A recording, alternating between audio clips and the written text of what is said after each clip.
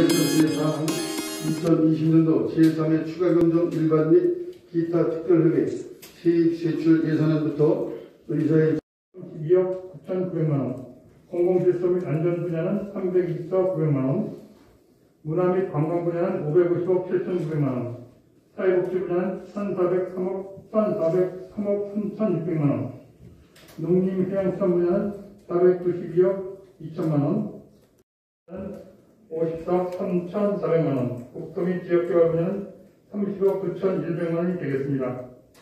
이상으로 대안 설명을 마치겠습니다. 김군대 회계과장께서는 나오셔서 본 안건에 대하여 제안 설명해 주시기 바랍니다.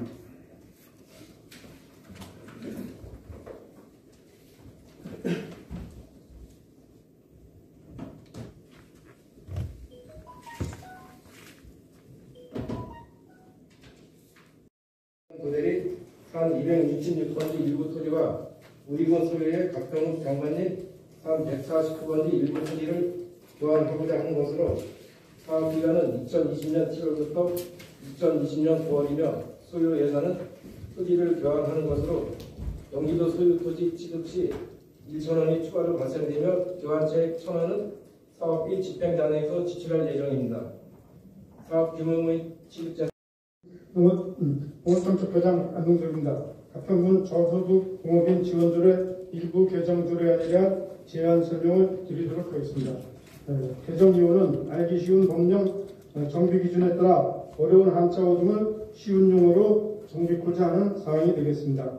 주요 내용은 안 제2조에 정의라는 표현을 뜻으로 정비하고 안 제4 설명해 주시기 바랍니다.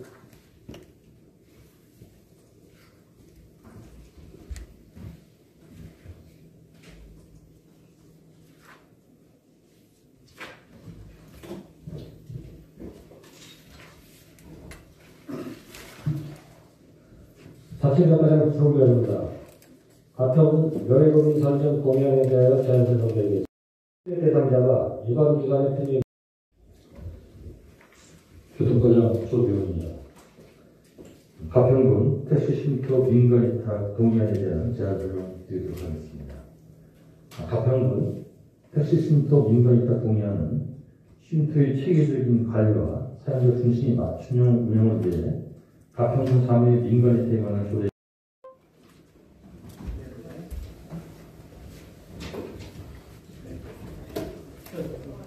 335억 아니? 네. 335억에 아니 315억에 311억 없잖아요.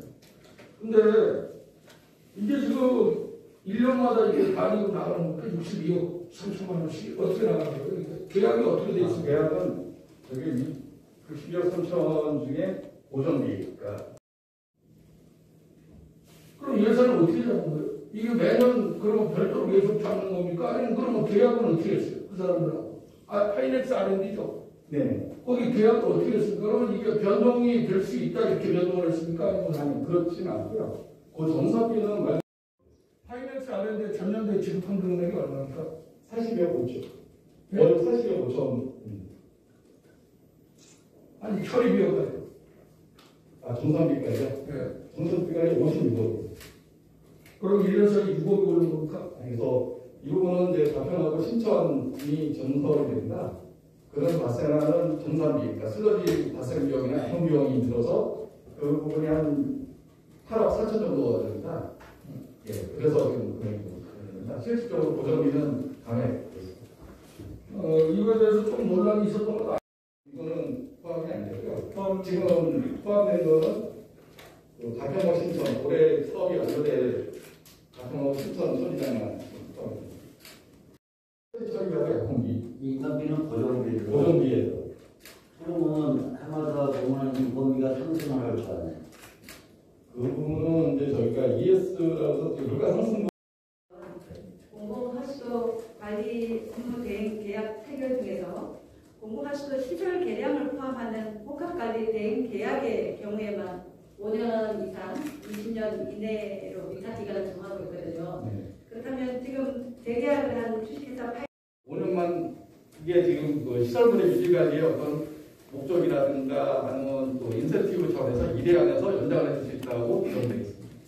올라가지고 1,300만 원을 지원하죠. 근데 이게 8월 14일 날 경기도에서 300만 원 증액이 됐습니다. 맞죠? 그래서 1,600만 원이에요. 이상이 돼서 반파 같은 경우는 얼마 지원 나갑니까? 반파는 1,600만 원에 아니죠. 800만 원 나갑니다. 근데 현장에 다녀보면은 침대 망가진 거, 세탁기 망가진 거 전부 다 리스트업을 하고 있어요. 이게 특별재난지역으로 만약에 설정이 되면은 우리는 이거를 받을 수 있다라고 오해를 하고 계신 분들이 상당히 많아요. 그런데 이게 나중에 잘못됐을 때는 주민분들이 상당히 박탈감을 이거 해주고 나서 끝이죠. 그 다음에 전파되는 뭐 1,600 나오면은 그거하고 뭐 세금 감면 좀 해주고 그 다음에 연장해주고 뭐 이런 거에 대해서 좀 하는 거고 성분 들어온 거를 지원해 줄 수 있는 방안이 있죠. 그렇습니다. 지금 그 성분 부분에 대해서도 네. 그 주택 전파나 또 반파, 침수 이렇게 해서 그 재난을 당하신 분들한테 근데 거기 사람이 안 살았으니까 인명 피해가 없는데 제가 봤을 때 거기 편연에 사람이 있었다 그러면 사망자가 또 몇 명 나왔었더라고요.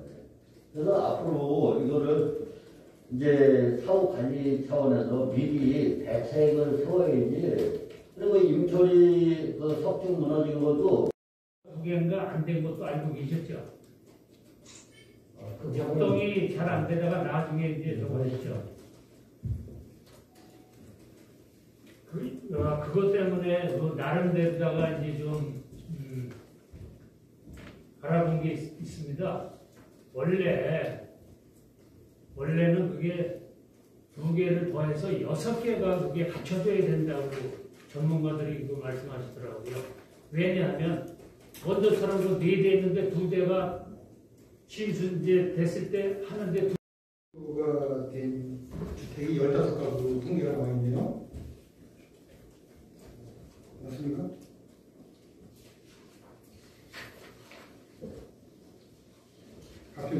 자동으로 났었죠, 그게.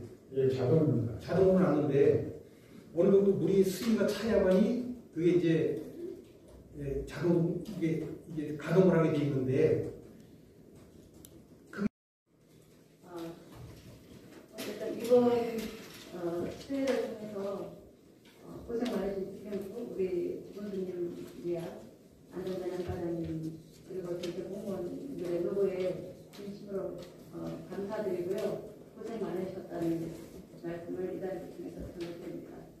가장 설명 잘 듣고 있는데요. 먼저 앞서 최기호님께서 말씀하신 가평읍에 침수가 있었어요. 아니 배수문이 자동이든 수동이든 닫혔으면 물이 안 들어가야 맞는 거잖아요. 근데 지금 제가 최근 동영상에 보면 워낙에 회오리가 크게 들어가고 물량이 가늠할 수 있을 정도의 회오리거든요. 그 주민들이 그런 얘기를 했다면 이게 때문에 인해서 방류하는 바람에 자라섬 대송이가 잠겼는데 내년에 그러지 않으시나요? 예, 맞습니다. 자라섬이라는 게 이제 저희 주민들의 휴식처가 되고 그러기 때문에 그 부분에 대해서는 향후에도 계속 신경을 기울여야 된다고 생각합니다. 네, 그래서 우리가 이제 거의 일기예보가 거의 예측 가능할 겁니다. 거의 맞아요. 5년 볼 때. 그래서 소양강 댐 방류를 사전에 좀 조율할 수 있으면. 그러니까 이를테면 이거는 우리가 다시 한번 어떤 고민의 필요성이 있다. 여러 가지.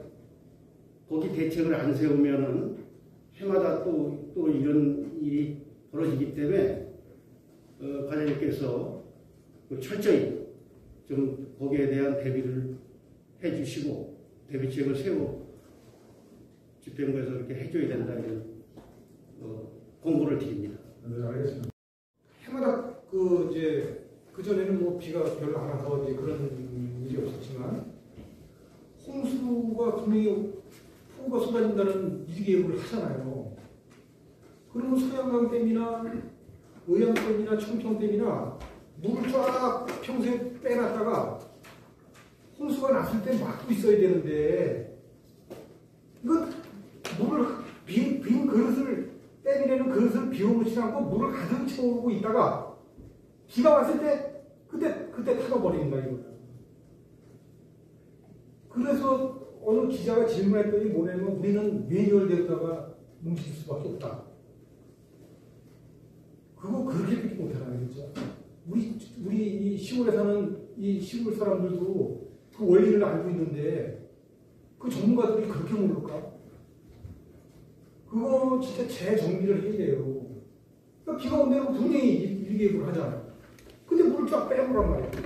그리고 비가 올 때 막고 써야지. 참 어리석은 그런 감사를 하고 있는 것 같은데 그 결과는 감사는 언제 나옵니까? 진행이 끝나면은 명명백백하게 잘잘못에 대한 것을 지역 주민에게 알리세요. 그래가지고 한 점의 의혹도 없이 해주시기 바라고요. 또 한 가지는 달전천 관계도 최경영이 지적했듯이 그 환경관리공단의 책임이 있는지 부분에 대해서도 안전재난과 주관으로 명백히 밝히셔가지고 피해본 부분에 대한 보상을 받든지 국비나 국비가 들어간다고 해서 그것으로 끝날 것이 아니라 분명한 선을 그어서 그거 자체도 국민들한테 알려주시길 바라겠습니다. 네, 더 이상 취재하실 의원이 아니시므로 질의를 확진자수가 전체 47명이고요.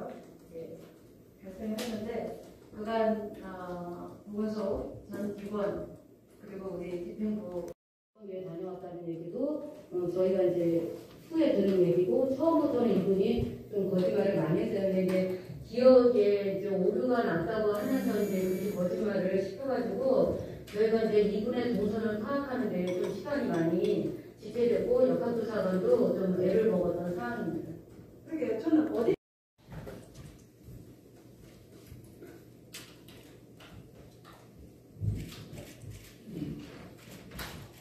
안녕하십니까. 강민숙 의원입니다.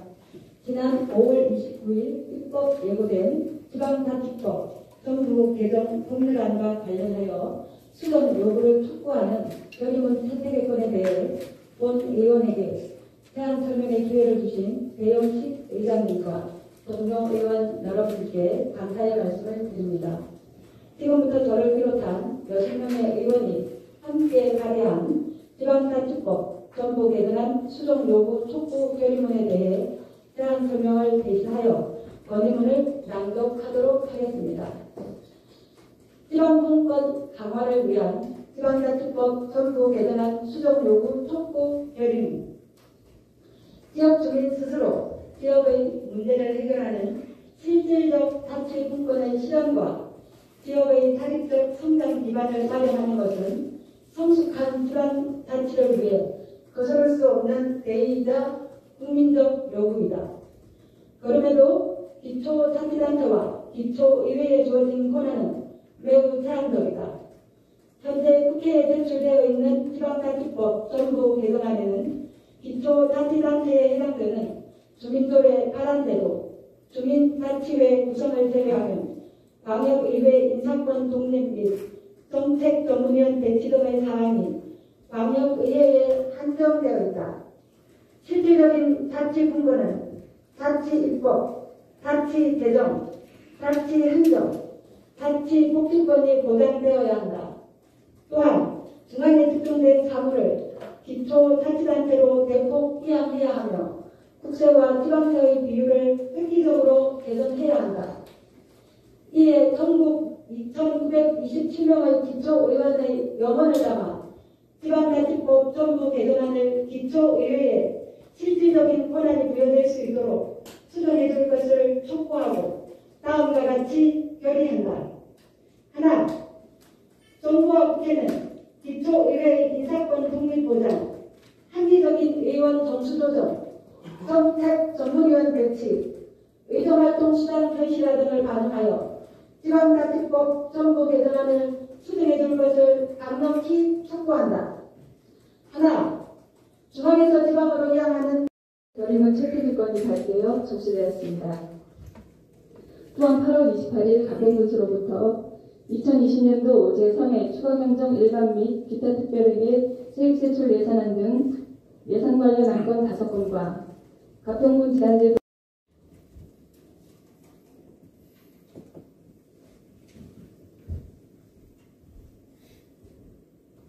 그럼 오늘의 의사일정 제1항 제292회 가평군의 임시회의 결정. 다음은 의사일정 제3항 예산결산 특별위원회 구성의 건을 상정합니다. 가평군의 위원회 조례 제6